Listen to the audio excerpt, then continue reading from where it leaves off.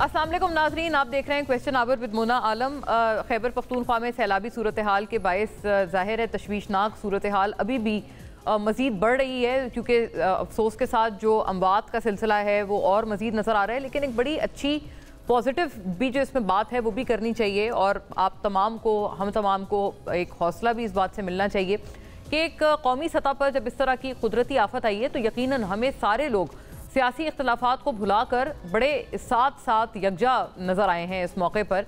जैसे कि वज़ीर आला गंडापुर साहब को जो है वो वज़ीर आज़म शहबाज शरीफ साहब ने, वज़ीर आला मरीम नवाज साहिबा ने, वज़ीर आला मुराद अली शाह साहब ने, मतलब हर किसी ने ही सियासी इख्तलाफात से बालातर होकर अपनी भरपूर तरह के ताउन की मदद की ऑफ़र की है, जिसको इवन वज़ीर आला गंडापुर साहब ने भी बड़ी एक अच्छे तरह से एक्सेप्ट किया है। और बिल्कुल उनका भी जो तमाम तर फोकस है, क्योंकि हर किसी का फोकस इसके ऊपर सिर्फ यही होना चाहिए कि जो जानी नुकसान है, माली नुकसान है, उसको ज़्यादा से ज़्यादा आवाम के बचाया जा सके।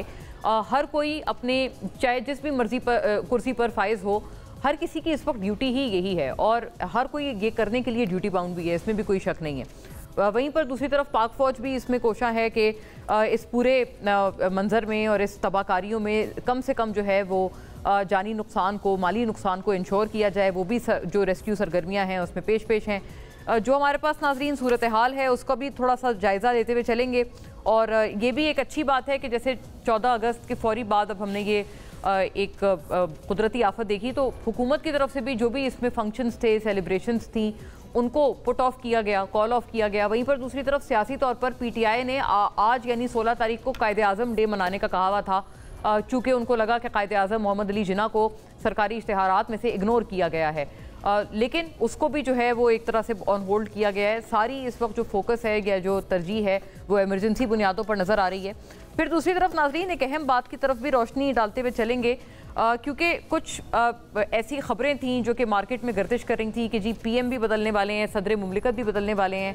अब ख़ुद army chief field marshal Asim Munir ने इन तमाम ख़बरों की जो हमारे पास अब इत्तलात मौसूल हो रही हैं नफ़ी की है और इनकी तरदीद की है, और बहुत कैटेगोरिकल अंदाज में और भी बड़े सारे दिलचस्प बयानात और बड़े मायने खेज़ बयानात दिए हैं। इसमें जो सीनियर सहाफ़ी सुहेल बड़ाइच साहब हैं उनके भी जो एक इंटरेक्शन है उनका अहवाल भी इस इंटरेक्शन में शामिल है, और फील्ड मार्शल आसिम मुनीर के जो अपने बयानात हैं वो भी इसमें शामिल हैं। देखते चलिएगा नाजरीन, ये चंद चीज़ें जो आपके सामने इस तमाम उमूर पे हम रखना चाहते हैं। आई थिंक ये जो पूरी गुफ्तगू है सिर्फ वहीं तक ये बात रखी जाए, क्योंकि जो दीगर इसके पहलू हैं उनको फिर हम दीगर साइट्स पे देखेंगे। सीनियर सहाफ़ी के अहम इंकशाफात, सीनियर सहाफ़ी सुहेल बड़ाइच साहब और उनके जो कुछ बयानात सामने आए हैं, फिर आसिम मुनीर साहब के, फील्ड मार्शल आसिम मुनीर के भी जो बयानात हैं वो भी देखते चलिएगा। सीनियर सहाफ़ी सुहेल बड़ाइच के अहम इंकशाफात, फील्ड मार्शल आसिम मुनीर ने इस तासुर को सख्ती से रद्द किया कि सदर पाकिस्तान या वज़ीर आज़म को हटाने की कोई मनसूबाबंदी हो रही है।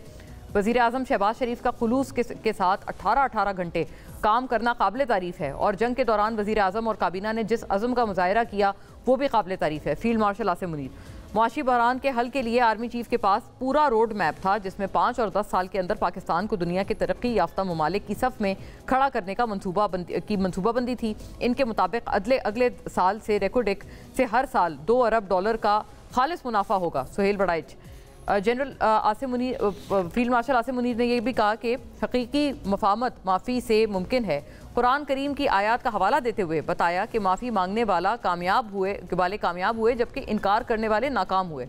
सहाफ़ी सुहेल बड़ाइच, खुदा ने मुझे इस मुल्क का मुहाफ़िज़ बनाया है, इसके अलावा किसी ओहदे की ख्वाहिश नहीं है, बल्कि going forward he also adds के एक सिपाही हूँ और मेरी सबसे बड़ी ख्वाहिश शहादत है। फील्ड मार्शल आसिम मुनीर, पाकिस्तान को चीन और अमेरिका के दरमियान तवाज़ुन बरकरार रखने का तवील तजुर्बा है, हम एक दोस्त के लिए दूसरे दोस्त को कुर्बान नहीं करेंगे। फील्ड मार्शल आसिम मुनीर की एक और बड़ी पॉलिसी लेवल के हवाले से अहम statement. Over to our guests नाजरीन, फौरी तौर पे अपने मौजूद मेहमानों का इन तमाम मामलात पे रुख करती हूँ और थोड़ा सा सिमत जानने की कोशिश करते हैं। फिर ज़ाहिर है ये जो सैलाबी तबाहकारियाँ हैं इनके ऊपर भी बात करना लाजिम व मलजूम है। Joined by barrister Aqeel Malik sahab, वज़ीर मुमलिकत हैं आप बराए इंसाफ व कानून के, पाकिस्तान मुस्लिम लीग नून के मेंबर कौमी असम्बली एज़ वेल, बहुत खुश आमदीद आपको। अहमद अवैस साहब नाजरीन पाकिस्तान तहरीक इंसाफ के स्टॉलवर्ट हैं और साबिक advocate general as well for Punjab. दोनों माशाल्लाह हज़रात learned politically and legally both एतबार से जो है आज रहनुमाई हमारी करेंगे अपने अपने पार्टी पर्सपेक्टिव्स के साथ। अकील मलिक साहब, आपकी तरफ मैं मामला लाती हूँ कि ये अब आप देखें कि इस वक्त जितनी भी सैलाबी सूरत हाल है वो एक पूरी एक सिचुएशन है, बड़ी अच्छी एक हारमनी हमें नज़र आ रही है। और ये एक बहुत अनयूजुअल मौका है कि जब वफाक और पख्तूनख्वा और इवन पंजाब और पख्तूनख्वा एक पेज पर है, सिंध ने भी इसमें अपनी मदद जो है वो ऑफ़र की है। तो बताइएगा ये अब आगे गोइंग फॉरवर्ड क्या ये आगे भी दीगर पहलुओं पर भी कोई उम्मीद रखी जाए कि नज़र आएगी, या फिर दीगर पहलुओं पे ये जो आपके ऊपर इल्ज़ाम लगाया जाता है आपकी गवर्नमेंट के ऊपर कि आप दीवार में चुनवाने के आप बिल्कुल करीब नहज तक आ चुके हैं अपोजिशन को, दीगर पहलुओं में वही रविश आपकी जारी रहेगी? बिस्मिल्लाहिर्रहमानिर्रहीम। मोना साहब बहुत बहुत शुक्रिया। देखें, बिल्कुल बड़ी खुशाइन बात है। एक तो बहुत ही अफसोसनाक वाक़या है, दिलखराश वाक़या है बुनेर का, स्वात का क्लाउड बर्स्ट जो हुआ। क्लाइमेट चेंज के जो इफ़ेक्ट्स हैं वो देखे जा सकते हैं। मैं इस बात पे सियासत नहीं करना चाहता और ना सियासत करनी चाहिए। ज़ाहिरी बात है कि सूबे की अवलीन ज़िम्मेदारी है, सबसे पहले फ़र्स्ट एंड फॉरमोस्ट उनको प्रिपेयर्ड होना चाहिए। लेकिन उसके साथ मैं समझता हूँ कि जो सपोर्ट और असिस्टेंस आज वफाक की तरफ से और दीगर सूबों की तरफ से, बिलखुसूस सूबे पंजाब की तरफ से, जो हम अपने पख्तून भाइयों और बहनों के साथ खड़े हैं, ऐसी रवैये तो यही दरकार, यही डिमांड भी करते हैं और इसी चीज़ को जो है हमें फ़रोग भी देना चाहिए, ताकि एक हार्मनी के साथ, एक कोऑर्डिनेशन के साथ जो है मुल्क की बेहतरी या मुल्क की सिमत जो मुस्बत तरफ लेके जानी है उस पर हम काम कर सकें और इकट्ठे हों।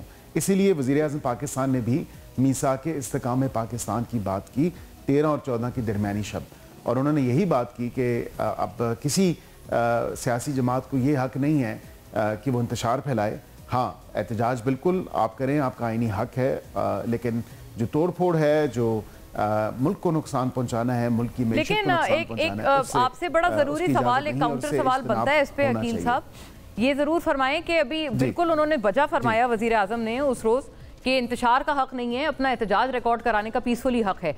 लेकिन जो पीटीआई ने, आपको याद होगा 14 अगस्त तो इन्होंने बड़े भरपूर जज्बे के साथ मनाई, और वो भी उन्होंने कहा कि मतलब हमने तो कोई तोड़फोड़ नहीं की, फिर भी जो पुलिस वगैरह थी पकड़ धकड़ करती रही, पीटीआई के झंडों के हवाले से जो झंडा उठाए हुए था उसको भी पकड़ा गया, ख्वाह वो पीसफुली क्यों ना खड़े हों, फैमिलीज़ के साथ ही क्यों ना हो। ये काफ़ी फुटेजेस सोशल मीडिया पे हमने देखी।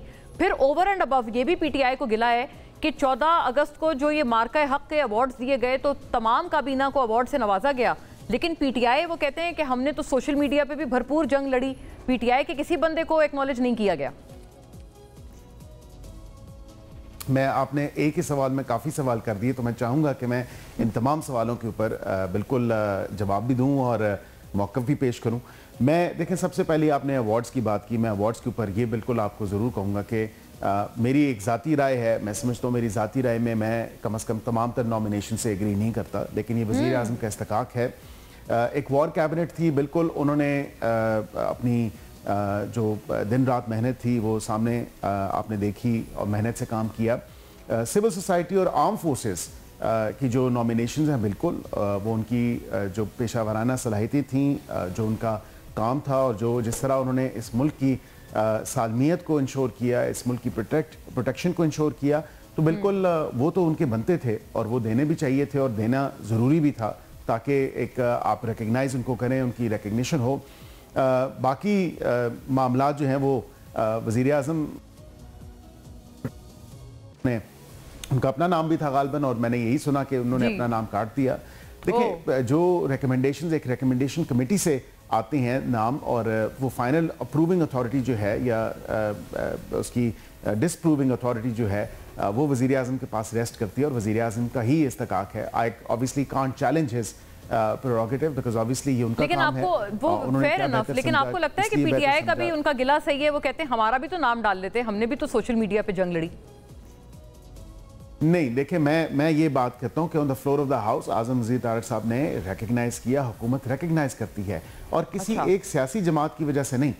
मैं समझता हूँ कि across the board whoever was Pakistani that day, जो पाकिस्तानी शहरी था, उन्होंने किसी पे कोई एहसान नहीं किया। उन्होंने अपने मुल्क की खातिर, अपने मुल्क की सलामती के लिए, अपने मुल्क की सालमियत के लिए और पाकिस्तानी होने के नाते जो है, जो कुछ हमने, जो मैंने किया, जो आपने किया, जो बाकी दीगरों ने किया, उन सब ने बसीयत पाकिस्तानी शहरी और पाकिस्तान से मोहब्बत करने के नाते जो है ये सब कुछ किया। तो रिकग्नाइज तो हम करते हैं, चाहे वो पीट काफला मीम नून से हो या पीटीआई से हो या किसी भी सियासी जमात से हो।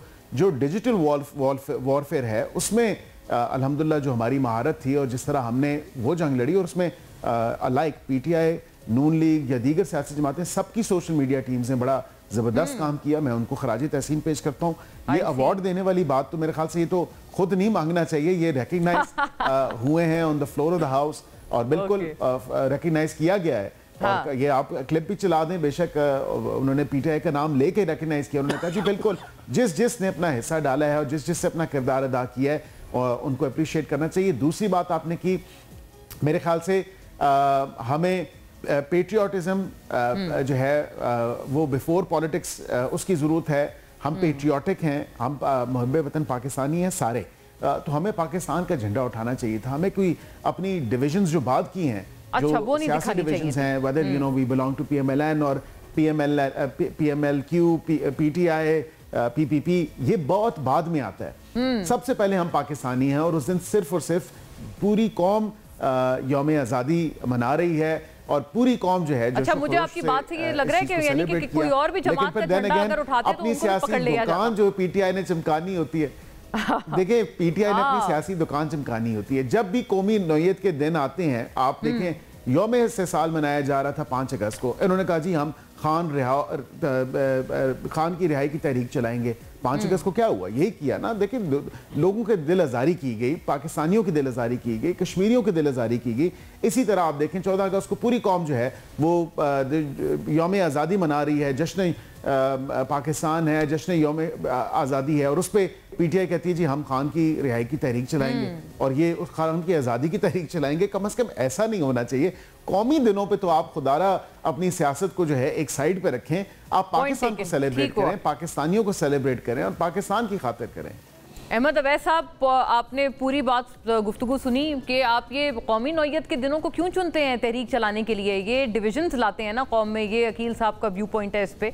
और ये जो दूसरी एक बात है, ये तो खुद अब army chief field marshal Asim Munir ने रद्द कर दिया या मुस्तरद कर दिया इन अफवाहों को कि जो पीटीआई के भी कई सर्कल्स में, हमारे पास भी कई पीटीआई के MNAs ये बात करके गए कि प्राइम मिनिस्टर चेंज हो रहे हैं, मोहसिन नकवी साहब आ रहे हैं और प्रेसिडेंट भी बदल रहे हैं, जरदारी साहब जा रहे हैं। प्रॉबेबली ऐसा कहा गया कि शायद जो है वो फील्ड मार्शल को अपॉइंट कर रहे हैं प्रेसिडेंट, उन्होंने खुद तरदीद कर दी है। तो क्या पता ये जो 27वीं तरमीम की भी एक बाज़गश्त है जो कि पीटीआई की तरफ से आगे बढ़ाई जा रही है कि 27वीं तरमीम पे अभी थोड़े रोज़ पहले असद कैसर साहब ने प्रेसर करते हुए कहा कि अगर 27वीं तरमीम होती है तो हम सारे लोग निकलेंगे और बुकला तहरीक चलाएंगे। क्या पता ये भी सिर्फ अफवाह हो, वो भी ना आ रहा हो। बिस्मिल्लाहिर्रहमानिर्रहीम। देखिए नहीं, ऐसी बात नहीं है। सवाल ये है कि ये सिर्फ बातें जो है ना वो सिर्फ पीटीआई की तरफ से जो है वो सोशल मीडिया पे नहीं चल रही हैं, बल्कि जो ये तब्दीली की बात जिसकी तरदीद की है आसिम साहब ने, फील्ड मार्शल ने, मैं ये कहूँगा कि इससे पहले आप ये देखिए कि मैं जो हमने सुना इधर उधर से, इसमें सबसे पेश तो पीपल पार्टी थी। पीपल पार्टी की तरफ से ये आवाज़ें आ रही थी कि जी अब एक तब्दीली आ रही है और वो जरदारी साहब के साथ सेटल हो गया और नए जो है प्राइम मिनिस्टर वो बिलावल साहब को लेकर आया जा रहा है। लेकिन बहरहाल ये अफवाहें थी। मैं तो सवाल ये है कि मैं तो आई डोंट बिलीव, ये गॉसिप्स जो हैं, ये अफवाहें जो हैं, ये चलती रहती हैं और इनके ऊपर बिलीव नहीं करना चाहिए जब तक कोई चीज़ ऑथेंटिक ना हो। और ऑथेंटिक होने की कोई ऐसे रीज़न इस वक्त तो नज़र नहीं आता। ये मैं आई डोंट बिलीव, मैं इस पर बिल्कुल ना इस पर ध्यान देता हूँ, ना इन बातों में बिलीव करता हूँ। पहली बात तो ये है।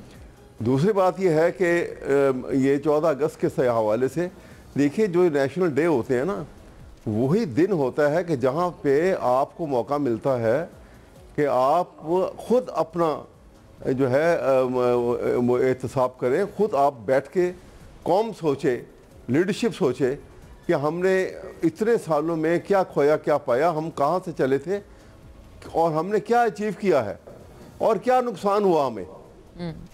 इसकी तरफ तवज्जो देना, यही दिन होते हैं तवज्जो देने के। उसी दिन दिया जाता है, कोई ऐसी तंबा की बात नहीं है। और वो नहीं किया गया। देखे ना, अगर हम ये हैं, जैसे आपको फैज़ अहमद फैज़ की भी बड़ी मशहूर उनकी नज़म है जिसमें वो कहते हैं कि ये दाग दाग उजाला, ये शब गजीदा सहर, वो इंतज़ार था जिसका ये वो सहर तो नहीं, ये वो सहर तो नहीं जिसकी आरजू लेकर चले थे यार, कि मिल जाएगी कहीं ना कहीं फलक के दश्त में तारों की आखिरी मंजिल, कहीं तो होगा शब इस मौज का साहिल, कहीं तो जाके रुकेगा सफ़ीना ए गम दिल। मेरी गुजारिश है कहने की है कि देखिए पाकिस्तान के 25 करोड़ अवाम है, आप 2 बजट ये हुकूमत जो है अब बनी इस इलेक्शन के नतीजे में, और 2 बजट आ चुके हैं आपके सामने आए जी जी। 25 करोड़ अवाम में से जो मुख्तार अंदाजे के मुताबिक, जिसको ये भी अकील साहब भी डिनाई नहीं कर सकते, 50% पॉपुलेशन जो है 50% तजावुज़ कर रही है, वो बिलो पॉवर्टी लाइन है। जी करेक्ट, ये सही अब सवाल ये है कि बिलो पॉवर्टी लाइन जो जिंदगी गुजार रहे हैं, अब मैं आपसे अर्ज कर रहा हूँ कि जो बिलो पॉवर्टी लाइन जिंदगी गुजार रहे हैं उनकी तादाद जो है, इसका मतलब बहुत मोहतात अंदाजे के मुताबिक कोई 12 करोड़ अवाम ऐसे हैं। अब अगर ऐसी सूरत हाल है तो मुझे ये बताइए कि आपने 13 करोड़ को सामने रख के बजट बनाया, एक लफ्ज़ ना लिखा गया, ना किसी प्रोजेक्ट में जिक्र आया, ना उनकी लाइफ के स्टेटस को बदलने की बात की, ना उनके हालात के मुतालिक किसी ने बात की कि वो लोग कैसे ज़िंदगी गुजारते हैं। वो भी इंसान हैं, हमारी तरह ही उनका भी खून है सुर्ख रंग का, हमारी तरह ही उनके लिए अपने बच्चों के लिए जज्बात हैं। किसी ने कभी सोचा कि ये अहले हुकूमत का काम होता है, ये सारी कौम को आगे लेके चलना और हर कौम के लेकिन सर अहले अपोजिशन का भी तो काम होता है कि अवामी इश्यूज पे सियासत की जाए और आप लोग उन्हें उजागर हम तो कर रहे हैं ना। मैं देखे मैं आपके सामने बात कर रहा हूँ, अपोजिशन तो बात ही, इसीलिए हम तो ये कहते थे कि ये दिन जो आते हैं वहां पे यही बात करने की होती है और एहतजाज इसी बात पे तो होता है। मैं अर्ज करूं शायद खान साहब गुज़िश्ता हमारे प्रोग्राम में कह के गए कि आप लोग सबसे बड़ी अपोजिशन पार्टी हैं, लेकिन ना आप लोगों ने कोई अपोजिशन को मुत्तहिद किया है और आपका सिवाय खान साहब की रिहाई के कोई दूसरा एजेंडा ही नहीं है, अवामी इशू से आपका कोई लेना देना ही नहीं है। मतलब शायद खान साहब जो कि सबसे बड़े क्रिटिक हैं इस वक्त पीएमएलएन के, वो कह रहे हैं। मैं आपको बताऊं, मैं खान साहब की बात जो है, इमरान खान की कोई किसी को सब काम छोड़ के इमरान खान की रिहाई का कोई मुतालबा नहीं है। हालात में जितने सैकड़ों लोग गिरफ्तार हैं, सब लोगों के मुतालिक है कि वो इत्तसाल है।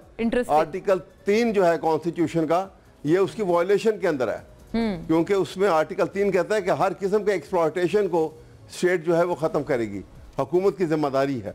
लेकिन ये हुकूमत इम्पोज कर रही है इत्तसाल जो है, तो इसलिए ये बातें जो हैं, मसलन आप देखें ना, अगर ठीक है राइटली रॉन्गली बहुत सारे मैटर्स हैं, बहुत सी डिटेल अब यहाँ डिस्कस नहीं हो सकती। अगर इमरान खान को सजा हुई, उनका राइट ऑफ अपील में क्या उनकी समाअत नहीं होनी चाहिए? क्या उनका जो सस्पेंशन ऑफ सेंटेंस की दरखास्त होती है, सबसे पहले उसका फैसला नहीं करना चाहिए था? आप खारिज कर देते, फैसला करके हाँ ना करते कि हमने जी इसको एक्सेप्ट कर खारिज कर दिया, नहीं किया, उसको लंबा डाला जा रहा है, उसको डिले किया जा रहा है। दोनों लर्नेड लॉयर्स हैं जो है ये जी दोनों लर्नेड लॉयर्स हैं। ये इन बातों का, हाँ, इन बातों का ख्याल करना जो है, ये लीगल फर्टर्निटी भी इसको क्रिटिकल एंगल से देखती है। तो लीगल फर्टर्निटी से ही, चूंकि बैरिस्टर अकील साहब का भी ताल्लुक है, बल्कि वजीर मुमलिकत हैं बराए इंसाफ और कानून, तो क्या हो रहा है अंडर योर वॉच? माशाल्लाह अच्छे सोच के हैं नौजवान, अच्छी सोच से बात करते हैं, मैं उनको अप्रिशिएट करता हूँ। लेकिन ये बातें जो हैं, ये सोचना जो है, मैं let me put this across, मैं यही पूछना चाह रही हूँ, मैग्नानिमिटी हुकूमत को दिखानी होती है हर मामले में। बताएं बैरिस्टर साहब, ये क्या हो रहा है under your watch, under your nose? और ये बताएं कि 27वीं तरमीम के हवाले से ये ना सिर्फ पीटीआई बल्कि JUI, मतलब मुस्तफ़ा खोकर साहब, हर कोई ये कह रहा है कि कोई 27वीं तरमीम आने वाली है। मतलब सीनियर सहाफ़ी हैं ये मोहम्मद मालिक साहब, हमारे कॉलीग हैं, वो भी ये क्लेम कर रहे हैं कि पता नहीं बहुत कुछ होने वाला है। 26वीं में जो कमी रह गई थी वो भी पूरी होने वाली है और भी बड़ा आगे मामला जाने वाला है। देखिए मोना साहिबा, बात यह है कि मैं सबसे पहले तो शुक्रिया अदा करता हूँ अहमद अवैस साहब का, और उनकी ये बात बिल्कुल दुरुस्त है। इस बात से मैं इत्तफाक करता हूँ कि कोई भी कैदी है तो उसकी अपील जो है और सस्पेंशन ऑफ सेंटेंस बिल्कुल लगनी चाहिए, इसमें कोई दो राय नहीं है। और बिल्कुल उसको वक्ती तौर पे लगना चाहिए, लेकिन इस चीज़ को भी तो रियलाइज़ करें कि अभी हाई कोर्ट्स की छुट्टियां हैं। मैं और ये वाक़तन वकील भी हैं और हमने प्रैक्टिस में भी देखा है कि छुट्टियों में तो फिर सिर्फ और सिर्फ या स्टे ऑर्डर्स या बेल एप्लीकेशंस ही होती हैं। इंटरेस्टिंग। आम जो अपीलें हैं वो तो नहीं टेकअप हो सकती। जजों को छुट्टी पे तो जाने दें अहमद साहब। अगले महीने छुट्टियां खत्म हो जाएंगी। नहीं, ये तो मैं कह भी नहीं रहा, तो खत्म होने दें। हाई कोर्ट जब एक नॉर्मल रूटीन आवर्स पे आ जाएगा, सस्पेंशन के ऊपर अगर बात हो या मेन अपील कर दें, जो भी उसका फेट है, कम से कम इनका लीगल रिकोर्स है, इनको ये लीगल रिकोर्स अगर इन्होंने अडॉप्ट किया है उसके ऊपर बिल्कुल प्रोसीडिंग्स होनी चाहिए। जहाँ पे दूसरी आपने बात की 27वीं तरमीम के हवाले से, तो मैं ये ज़रूर आपको बता सकता हूँ कि अभी फिल वक्त किसी ऐसी तरमीम पे कोई काम नहीं किया जा रहा। ये तमाम तर सिर्फ और सिर्फ चहमगोइयाँ हैं, बातें हैं, अपने से तज्जिए हैं या जायचे जो बनाए जा रहे हैं वो इसी हवाले से हैं। मैं आपको ये जरूर बता सकता हूँ कि किसी भी आईनी तरमीम के लिए आपको नहीं बनाए जायचे हमारी तरफ से नहीं बनाए जा रहे। बाजार में जो खबरें गर्म है उसमें जायचे बनाए जा रहे हैं, किसके इंग्रेडिएंट्स ये होंगे, इसमें ये अज्जा जलेंगे। मालिक साहब तो कहते हैं उनको तो लोगों ने बताया जो उन मीटिंग्स में बैठते हैं, आपने तो नहीं बताया क्योंकि आप यकीनन मीटिंग्स में होंगे। If any such thing is in the offing. नहीं, मैंने ये जिक्र कुछ बातें होती हैं वो ऑफ द रिकॉर्ड होती हैं और कुछ बातें ऑन रिकॉर्ड होती हैं, और मैंने वहाँ पे भी उनके शो में भी ये बात की। मैंने कहा फिल वक्त as we speak right now कोई ऐसी तरमीम पे काम नहीं हो रहा।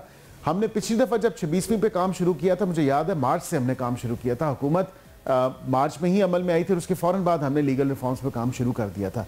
किसी भी आईनी तरमीम के लिए मोना साहिबा ये बहुत इंपॉर्टेंट है कि आपको एक तो इत्तेहादियों की हुकूमत है जिसके साथ पीपल्स पार्टी हमारी सारी सबसे बड़ी इत्तेहादी है, और बिलावल साहब ने अभी हाल ही में आपने देखा होगा उन्होंने कहा कि मेरे से भी किसी वज़रा ने या किसी हुकूमती अहदेदार ने या वज़ीर आज़म ने कोई मशावरत कोई कंसल्टेशन नहीं की। हाउ इज़ इट पॉसिबल कि हम आईनी तरमीम कर रहे हों और हम पीपल्स पार्टी को ना पूछें या उनसे कंसल्ट ना करें। एक ब्रॉडर कंसेंसस आपको रीच करना होगा, और मैं समझता हूँ कि जब कभी भी ये आईनी तरमीम आएगी, 27वीं हो, 28वीं हो, 29वीं हो, एक ब्रॉडर कंसेंसस के साथ और आउट इन दी ओपन होने चाहिए, ट्रांसपेरेंसी होनी चाहिए। बिल्कुल, ये मामलात नहीं होने चाहिए कि काले थैले और वो वाली कहानियां जो 26वीं में सुनी थी हमने, वो तो नहीं सुनेंगे हम इस दफा, अगर कोई आती है तो। नहीं, मैं समझता हूँ कि इस दफा बिल्कुल ना कोई वो नाग होगा ना कोई नागिन होगी जो पिछली दफा जिक्र हुआ था 26वीं के वक्त। नाग के दांत निकाल दिए इस दफा बिल्कुल जी, जहर निकालना, दांत निकालना, बहुत सी बातें उस वक्त भी हुई थी। अहमद साहब, hope this is a sigh of relief for you. और एक सिर्फ एक मतलब नुक्ताचीनी तो कर देनी चाहिए बिल्कुल, लेकिन एक देखें, एक ऑब्जर्वेशन जरूर है आपसे हम्बली कि देखें वहाँ पख्तूनख्वा में अभी सैलाबी जो रेस्क्यू ऑपरेशन है उसमें भी फौज पेश है। उन्होंने बल्कि आई थिंक अपनी एक रोज़ की तनख्वाह भी सब ने मिल के लेट गो की है ताकि वो उस मजीद एक तरह से फाइनेंशियली भी इस कॉज को सपोर्ट कर पाएँ। वेराज हमने अभी कुछ रोज़ पहले हम अक्सर सुनते रहते हैं ये वाली सदाएं। खान साहब भी कहते हैं कि जी फौज को निकालें पख्तूनख्वा से, और दहशतगर्दी के खिलाफ वहाँ क्या प्रॉब्लम चल रही है आपको पता है दहशतगर्दी की, लेकिन उसके बावजूद ये सदाएं आती रहती हैं। वेराज वहाँ कितना असिस्ट कर रही है सूबाई इंतजामिया को फौज, वो भी आपके सामने है। देखिए, मैं आपको बताऊं, जो इस वक्त वहाँ पे इस बड़ी सख्त एक अल्लाह की तरफ से जो इस वक्त वहाँ पे जिस किस्म की आफत से सूबा गुजर रहा है, बड़ा शदीद किस्म का तूफ़ान है। और जैसे आज बता रहे थे कि बुनेर में 10 फुट ऊंची जो है वो वेव आई है जो पानी की, और उसमें बिल्कुल तहस नहस कर दिया है सब जगह। बहुत नुकसान हुआ है, बहुत जानी नुकसान हुआ। देखिए, लेकिन बात यह है यहाँ पे ये अच्छी बात है, चलो इस हद तक ज़ुबानी मुंह से निकले हुए लफ्ज़ जो है ना वो भी एक कंसोल तो करते हैं, लेकिन ये वक्त था कि हुकूमत के पास बड़े रिसोर्सेज होते हैं। आर्म फोर्सेस के पास इससे भी ज़्यादा एट्रोसिटीज़ को और हंगामी और क्राइसिस को डील करने के लिए उनके पास भी रिसोर्सेज हैं। सूबे के पास तो लिमिटेड सिचुएशन के अंदर जो एक हेलीकॉप्टर तबाह हो गया, बाकी हेलीकॉप्टर जो हैं वो मेजॉरिटी जो हैं वो आउट ऑफ ऑर्डर हैं। तो इसमें कोई हर्ज नहीं था कि बाकी सूबों की तरफ से फौज के पास जो है अप टू डेट जो ऐसी सिचुएशन क्राइसिस को डील करने के लिए उनके पास जो एक वो उनकी स्क्वाड होती है, उनकी की पूरी हेलीकॉप्टर्स हैं और मशीनरी है, वो सारी एक्टिव होनी चाहिए थी लोगों की जान बचाने के लिए। ज़ुबानी जमा खर्च कर देना या किसी को एक दिन की तनख्वाह दे देना या एक महीने की, ये ठीक है, लेकिन जो एमरजेंसी रिक्वायर करती है कि आप इमीडिएटली प्रैक्टिकली एक आदमी जो डूब रहा है या ज़िंदगी से हाथ धोने के ऐसा लगता है कि वो शायद उसको ज़िंदगी ना मिले, उसके लिए आपने प्रैक्टिकली जो स्ट्रगल करनी है। ज़बानी बात की जा रही है कि वज़ीर आला पंजाब ने भी कहा है कि वो सारे वसाइल दे रही हैं वहाँ पे, वज़ीर आज़म ने भी अभी राब्ता किया, उन्होंने कहा नहीं कहने, देखिए ना, मैं ये नहीं कह रहा, पहली बात तो ये सुनिए, एक मिनट, मैं पहली बात तो ये कि मैं किसी पे गिले शिकवे के तौर पे बात नहीं कर रहा, ना कोई ताने की शक्ल में बात कर रहा हूँ। मैं ये कह रहा हूँ कि अगर कहा है तो बगैर वक्त आया किए practically should be done something. बिल्कुल बिल्कुल, and we are assuming in fact कि ये शायद हो चुका है सारा कुछ, इसीलिए हम इसको बड़े तारीफ से और एक एप्रिशिएटिव अंदाज में कवर कर रहे हैं। जो हुई है तो अच्छी बात है, लेकिन अभी बहुत ज्यादा जरूरत है। अभी आपने टीवी पे देखा होगा, न्यूज के अंदर भी, और जिस किस्म के वहाँ पे हालात हुए पड़े हैं, जी बिल्कुल, और वहाँ के लोगों की आबादकारी के लिए एक बहुत, लोगों की पूरी लाइफ जो है तबाह हो गई है, उनकी रोजगार तबाह हो गया है, तो उनके लिए बहुत कुछ करना पड़ेगा और सबको मिलकर करना पड़ेगा। इसमें कोई किसी के लिए ये नहीं है। ये मेरा कहने का मकसद है कि ऐसे मामले में तो ज़बानी जमा खर्च नहीं होना चाहिए, जाहिर है इसमें फिजिकली भी ये सारी चीज़ें होती भी दिखनी चाहिए। बहुत शुक्रिया दोनों हजरात का नाज़रीन, हमारी थी कि हम मुख्तसर इस वक्त में दोनों एतबार से गुफ्तगू कर लें, सैलाबी अहवाल से भी और ये फील्ड मार्शल आसिम मुनीर की बड़ी जो स्टेटमेंट्स आई हैं वो उन अहवाल से भी। स्टे विद अस नाज़रीन, एक ब्रेक के बाद जुड़ते हैं दोबारा एक एक्सक्लूसिव गुफ्तगू के साथ।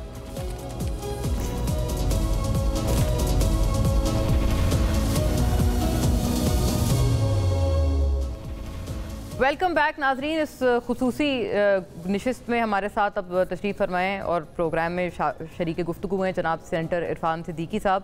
स्टॉलवर्ट हैं आप पाकिस्तान मुस्लिम लीग नून के, चेयरमैन भी हैं कायमा कमेटी बराए उमूर खारजा के, और ऑफ कोर्स नवाज शरीफ साहब के बहुत देरीना जो साथियों में से एक चंद जो लोग हैं उनमें से बहुत पिवटल जो शख्स हैं वो इरफान साहब हैं। बहुत खुश आमदीद आपको सर, और आपके वक्त का बहुत शुक्रिया कि आपने बड़े अहम मौक़े जो हैं इन पर हमें ज्वाइन किया है। ये जो फ्लड या सैलाबी सूरत हाल पख्तूनख्वा में बनी हुई है उस पर बहुत एक अच्छे फराग दिली के साथ मुआवनत की ऑफ़र तमाम इतराफ़ से आ रही हैं, ख्वाह वो मरियम नवाज़ साहिबा की तरफ से हो या शहबाज शरीफ साहब की प्राइम मिनिस्टर की तरफ से हों, मुतअद्दिद इतराफ़ से। ये फरमाइएगा सर कि आपकी कोई ये जो एक अच्छी हारमनी नज़र आई है, कुछ इसको आगे जाता हुआ आप देखते हैं इन डेज़ टू कम, क्योंकि PTI की तरफ से बार बार यही बातें की जा रही हैं और उनकी तरफ से यही कहा जा रहा है कि देखें हम अपनी तरफ से हर चीज़ हम करके देख चुके हैं, लेकिन गवर्नमेंट तो अब बाकायदा हमें अब पार्लियामान से, ख्वाह सेनेट हो, असेंबली हो, हर जगह से हमें मुकम्मल माइनस करने पे तुली हुई है। तो क्या ये कोई सस्टेन करेगी सर, ये जो एक अच्छी हमें रविश नज़र आई है इस दफ़ा सैलाब में? जी बहुत शुक्रिया। बुनियादी बात तो ये है कि उफ्ताद जो होती है, मुश्किलात जो होती हैं, जो इस तरह की कुदरती आफात होती हैं, उनमें कोई तकसीम नहीं होती हैं। वो चाहे पंजाब में हों, चाहे बलूचिस्तान में हों, चाहे सिंध में हों, चाहे खैबर पख्तूनख्वा में हों, वो इंसानी हवाले से देखा जाना चाहिए, इंसानियत के हवाले से उसको देखा जाना चाहिए, और हम उसी हवाले से देख रहे हैं। ये कोई छोटी उफ्ताद नहीं है, सैकड़ों लोग इसकी नज़र हो गए हैं और बहुत से अभी लापता हैं। और ये भी है कि हम कोई ब्लेम गेम इसमें नहीं करना चाहते। इस तरह की आफात, आसमानी आफात होती हैं, अचानक आती हैं और बहुत सा नुकसान कर जाती हैं। हुकूमतों को मुर्द इल्ज़ाम ठहराना या उन पर कोई ये कहना जी कि उनकी सुस्ती या गफलत, ठीक है वो चीज़ें भी होती हैं, लेकिन बुनियादी तौर पे हम इस गेम में नहीं पड़ना चाहते। बिल्कुल हमने बड़े खुले दिल से पेशकश की है और की जानी चाहिए। हमें सारे, मैं समझता हूँ कि पंजाब को, सिंध को, बलूचिस्तान को, जो महफूज इलाके हैं, हुकूमतें हैं, उन्हें भरपूर मदद करनी चाहिए। खैबर पख्तूनख्वा के जो मुश्किलात में गिरे हुए लोग हैं, मुसीबत ज़दा हैं, अपने घर बार खो चुके हैं, अपने अहल व अयाल खो चुके हैं, तो हमारी तमाम तर हमदर्दियाँ। वज़ीर आज़म मुसलसल इस पर इजलास भी कर रहे हैं, उन्होंने वज़ीर आला से भी रब्ता किया है, मरियम नवाज़ ने किया है, तो हमारी तमाम तर हमदर्दियाँ उनके साथ हैं, हमारे तमाम तर वसाइल उनके साथ हैं। पहली बात तो ये है। हारमोनी का जहाँ तक आपने जिक्र किया, यकीनन अगर खुशी के मौके हमें इकट्ठा न कर सकें तो गम और दुख और अफसोस के मौके ज़रूर इकट्ठा कर देते हैं। ये हमारा कल्चर है, हमारी तहजीब है सदियों पुरानी। तो मैं समझता हूँ कि इससे एक अच्छा पैगाम ज़रूर जाएगा जब हम मिलजुल के काम करेंगे आबादकारी के लिए। जो मुश्किलात में गिरे हुए लोग हैं, तो अच्छा कोऑपरेशन जो होगी, कोऑर्डिनेशन जो होगी, एक दूसरे की मदद होगी, तो अच्छा मैसेज आएगा। अब जो आपके सवाल का अगला पहलू है कि क्या ये किसी पॉलिटिकल हार्मनी में भी ढलता है, क्या हम सियासी हम आगे की तरफ भी जा सकते हैं? उसमें देखिए मुन्ना, हमारी तरफ से मेरा ख्याल है कि आपको दोष नहीं देना चाहिए। PMLN की हुकूमत ने, जिसमें पीपल्स पार्टी भी हुकूमत में ना सही लेकिन हमारी मखलूत जो स्ट्रेंथ है उसका हिस्सा है, हमने बड़ी कोशिश की है और अब भी कर रहे हैं। हर रोज़ एक ना एक स्टेटमेंट आ जाती है, वज़ीर आज़म की आती है, निचले स्पीकर साहब की आ जाती है, सेनेट में आ जाती है, लेकिन उधर से हमें कोई मुनासिब जवाब नहीं मिलता। मुसलसल 2-3 नैरेटिव चलते रहे हैं। पहले ये था जी कि चोर डाकू हैं, फिर कहा गया जी 47 वालों से हम बात नहीं करेंगे, फिर कहा गया जी ये तो बेख्तियार लोग हैं, कठपुतली हैं, हमें कुछ दे नहीं सकते, हम उनसे बात करेंगे जो हमें कुछ देने की पोजीशन में है। तो ये नैरेटिव्स हैं। जब ये बदलेंगे और कहेंगे जी कि नहीं, सियासतदानों को सियासतदानों से ही बातचीत करनी चाहिए, हमें कोई आर नहीं है, हम बैठेंगे, खुले दिल के साथ बैठेंगे। पहले भी बैठे थे और पहले भी उन्होंने उसमें से अपने आप को विड्रा किया। हम तवक्को रखते हैं कि वो जो बानी चेयरमैन हैं उनसे मैंडेट लेंगे और उनको कायल करेंगे कि जनाब सियासतदानों से ही बात करते हैं। आपको शायद बहुत पुरानी हिस्ट्री ना पता हो, लेकिन PMLN की और पीपल्स पार्टी की जो बाहमी चपकलिश थी वो शायद इससे कहीं बढ़ के थी। लेकिन फिर मोहतरमा ने और मियां मोहम्मद नवाज शरीफ ने करीब आके मिसाक जमहूरियत भी किया। आज भी हम एक हुकूमत का हिस्सा हैं। इरफान साहब, मैं अगर अर्ज करता हूँ, वो दूसरी तरफ से इस बारे में ये गिला आता है क्योंकि जब आप लोग पिछले साल भी बैठे थे और आप उसमें बहुत आपने एक सरगर्म रोल अदा किया था PTI के साथ, तो वो यही प्रॉब्लम आई थी जिसके ऊपर गालिबन आपका भी एक बयान आया था कि वो कहते थे आप हमारी मुलाकात ही नहीं करवा सकते खान साहब से। वो फिर इसलिए दरअसल आपकी जो एक तरह से कैपेबिलिटी है या अथॉरिटी है उसको वो बार बार चैलेंज करते हैं कि सिर्फ एक मुलाकात ना हो सकी। और गालिबन तब आपका भी एक बयान था कि मुलाकात हो जानी चाहिए। उस वक्त क्या चीज़ आड़े आई और अगर वो चीज़ आप लोग नहीं हटा सके, एक मुलाकात ना करवा पाए, तो अब इस मरतबा मुलाकात का रास्ता क्या खोल दिया जाएगा? क्योंकि अब तो कहते हैं और प्रॉब्लम्स बढ़ गई हैं। देखिए, ये एक ऐसा मौजू है मुना के इस पे मैं बहुत तफसील के साथ बात कर सकता हूँ, लेकिन मुझे अंदाज़ा होता है कि आप लोगों का वक्त बहुत कीमती है और चंद 1-आध मिनट के अंदर ही मैं इस पे बात करूँगा। ये हरगिज़ गलत बात है। ये जिस तरह मुख्तलिफ बयानिए तराशे जाते हैं, PTI की जो कारखाना है बयानिए तराशने का, ये उसी तरह का बयानिया है। उनकी मुलाकातें ज़रूर कराई जाती रहीं, ऊपर नीचे हो जाता था कि आज नहीं है तो कल हो गई। फिर उनकी मुलाकातों में नई शराइत आ गई कि जी हमारी मुलाकात जेल मैनुअल से हट के किसी खुली ग्राउंड के अंदर होनी चाहिए, बाग बागीचे के अंदर होनी चाहिए, जहाँ कोई देखने वाला ना हो, कोई सुनने वाला ना हो, कोई संतरी ना हो। ये भी मतलब एक मांग आई थी। हम तो मैनुअल से हट के नहीं कर सकते, ये मांग आई थी और ये भी हमने कर दिया था, ये भी हमने कर दिखाया था।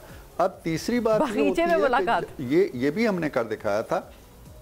हाँ बिल्कुल, वो मुलाकात भी हमने करा दी थी। उसके बाद फिर ये है कि जो इनकी टीम थी मुना, मैं आपको बताता हूँ, इनकी टीम जो थी वो तीसरे या फाइनल राउंड के लिए बिल्कुल तैयार बैठी हुई थी। हमारा राब्ता था उनसे, हमने अपना होमवर्क मुकम्मल कर लिया था।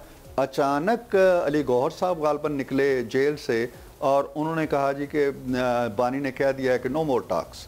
वो जो अरकान थे हमारे साथ बात करने वाले, वो भी हक्का बक्का होके रह गए कि जी ये क्या हुआ, अपनी पार्टी दंग रह गई, किसी का कंट्रोल नहीं है। वहां से एक जी वो मुज़ाकराती कमेटी दंग रह गई कि ये क्या हुआ है।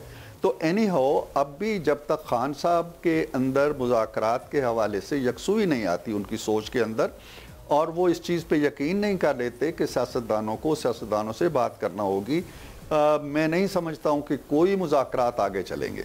और मैं जो बार बार ये कहता हूँ ना कि ये पार्टी मुज़ाकरात के लिए बनी नहीं है, मेरी एक स्टेटमेंट चलती रहती है, मैं कहता रहता हूँ और अब भी कहता हूँ, इसलिए कि इन्होंने अपनी पूरी तारीख के अंदर जो 25-26 साल की तारीख है, मुज़ाकरात करना, अफ़ाम व तफ़हीम, सियासतदानों के साथ मिल बैठना, हाथ मिलाना, हंसना खेलना ये सीखा ही नहीं है। ये जब वजीर आजम थे तो भी अपोजिशन से हाथ नहीं मिलाते थे, अपोजिशन में थे तो कायदे ऐवान से बात नहीं करते थे। तो और ये आपकी बड़ी इंटरेस्टिंग एक सर ऑब्जर्वेशन है, आपने बहुत, आई थिंक ब्रेकिंग न्यूज भी है कि बगीचे में भी मुलाकात का एहतमाम करवा दिया गया और खान साहब की तरफ से एक चेंज ऑफ हार्ट हो जाता है कि पहले वो आमादा होते हैं कि मुज़ाकरात हो, फिर अचानक उनको कुछ ख्याल आता है और वो यकदम उनसे बिल्कुल कहते हैं बैक ऑफ कर लें और नो मोर नेगोशिएशंस। ये फरमाए सर एक बड़ी ज़रूरी है इसमें एक बात है, क्योंकि हाइब्रिड निज़ाम का कहा जाता है कि अब इस वक्त हाइब्रिड निज़ाम है, राइज है, और ये नन अदर देन अपोजिशन नहीं, ये खुद वज़ीर दिफा ख्वाजा आसिफ साहब ने फरमाई है ये वाली बात। तो वो लोग दूसरी तरफ से ये चैलेंज करते हैं कि इसमें जो वर्किंग रिलेशनशिप है वो शहबाज शरीफ साहब का वज़ीर आज़म का तो अच्छा है, लेकिन ये कि जो नवाज शरीफ साहब हैं उनके हवाले से बात होती है, क्योंकि जाहिर है वो इस वक्त ही is the leader in all of our appreciation of the PMLN, president भी हैं अब तो वो, तो और एक रूह रवां वही है पार्टी के, तो यानी कि उनका जो उनके हवाले से बार बार तनकीद PTI करते हैं। अभी कुछ रोज़ पहले फवाद चौधरी साहब कह रहे थे कि जी उन्होंने 14 अगस्त पे भी नवाज शरीफ साहब ने पैगाम इसीलिए नहीं दिया क्योंकि वो नाला हैं, सिस्टम से नाराज़ हैं। इन इल्ज़ामात को आप कैसे एड्रेस करते हैं?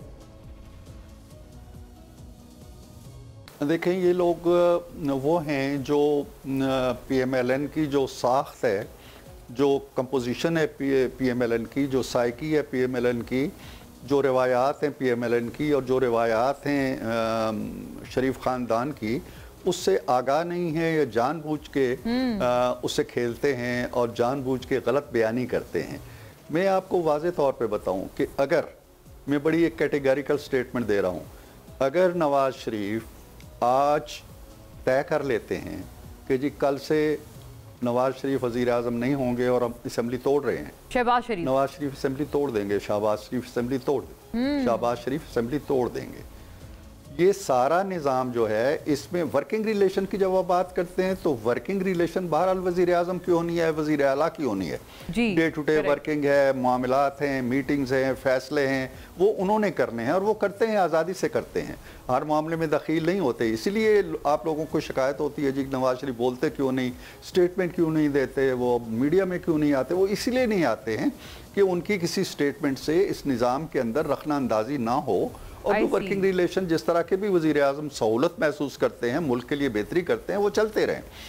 तो जब नवाज शरीफ ये समझेंगे कि जी ये फैसला यूं होना चाहिए तो वो यूं ही होगा। ये मत जानिए कि नवाज शरीफ अगर इस निज़ाम से नाला हैं, खफा हैं, बहुत दिल गिरफ्ता हैं और इसके बावजूद ये निज़ाम चल रहा है, शहबाज शरीफ पे उनकी कोई जो है वो बतौर सदर उनकी बात नहीं मानी जाती, ये क्या साराइयाँ हैं, करने दें इनको।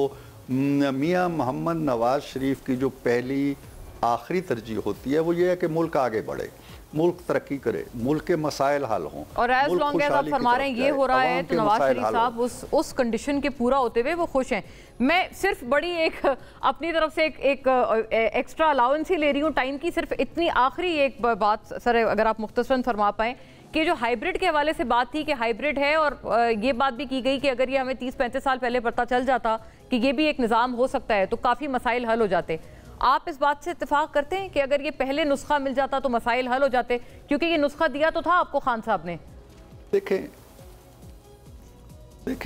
खान साहब ने ये नुस्खा आजमाया, उनको मिला, या आप यूँ कहिए कि ये इस नुस्खे का जो आगाज़ होता है, शिफाखाना खुलता है पहली दफ़ा, मतब खुलता है तो वो खान साहब से खुलता है जिसको आप हाइब्रिड कहते हैं। लेकिन वो 4 साल बांझ गए ना आपके, हाइब्रिड होने के बावजूद उन 4 सालों में आपकी कोई माजून, आपका कोई कुश्ता, कोई काम नहीं आया। मुल्क जवाल में गया, मुल्क नीचे गया, मुल्क पस्ती में गया, मुल्क तबाही की तरफ गया, मुल्क बदहाली की तरफ गया, मुल्क तनहा होता चला गया। सो वो अगर हाइब्रिड था तो वो बांझ रहा बिल्कुल, खान साहब की पॉलिसियों की वजह से कह लें, उनकी सोच की वजह से कह लें।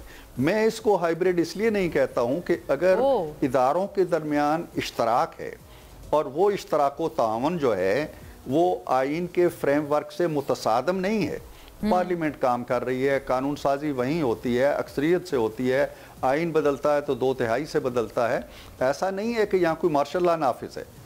यहाँ पे एक जमहूरी हुकूमत है, जमहूरी सिस्टम चल रहा है। उस जमहूरियत के साथ अगर आप मुक्तदरा को या मुक्तदर कुव्वतों को ज़्यादा कंफर्टेबली काम करते हुए देख रहे हैं, और ये एक ऐसी चीज़ है जो हमारी खेती को सैराब कर रही है, तो इसको हाइब्रिड कह लें या कुछ कह लें, गलत है अपने दिल की तस्कीन के लिए, लेकिन हाँ, ये हाइब्रिड नहीं है। बहुत sir, I think this is breaking news from you, और मैं इस बहुत अहम तरीन आपके स्टेटमेंट पे प्रोग्राम का अख्ताम करती हूँ। Once again very very grateful for. नाजरीन देखने का शुक्रिया, अल्लाह हाफिज़।